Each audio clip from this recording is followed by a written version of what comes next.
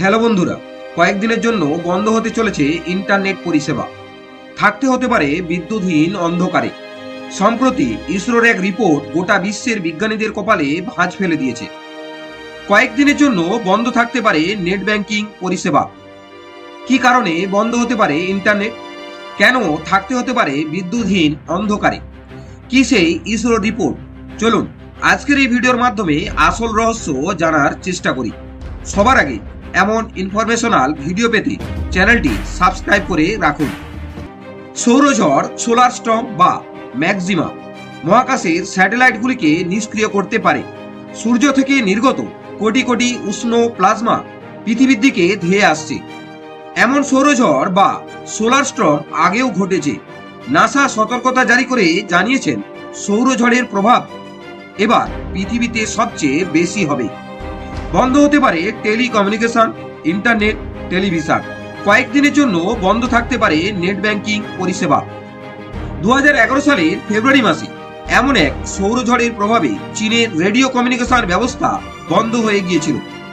1989-এ সৌরঝড়ের প্রভাবে কানাডার কুয়েবেক শহরে 12 ঘন্টা বিদ্যুৎ পরিষেবা বন্ধ ছিল। পাওয়ার গ্রিড বসে যাওয়ায় কয়েক লক্ষ মানুষকে সমস্যায় পড়তে হয়েছিল ওই সময়। 1859-এ শক্তিশালী সৌরঝড়ের প্রভাবে ইউরোপ এবং আমেরিকার টেলিগ্রাফ নেটওয়ার্ক সিস্টেম ধ্বংস হয়ে গিয়েছিল। অন্যদিকে পশ্চিম ও উত্তর আমেরিকা রাতেও দিনের আলো অনুভূত হয়। এমন ঘটনা 2022 সালের জুলাই মাসে কানাডায় ঘটতে দেখা যায়।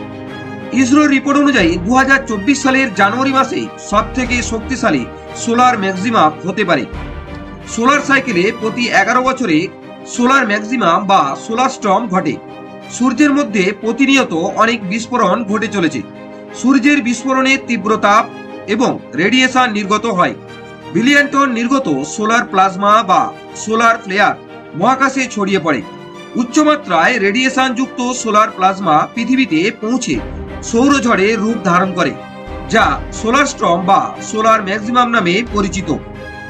সোলার স্টর্মের গতিবেগ প্রায় প্রতি সেকেন্ডে 250 কিলোমিটার থেকে 3000 কিলোমিটার প্রতি সেকেন্ড হতে পারে।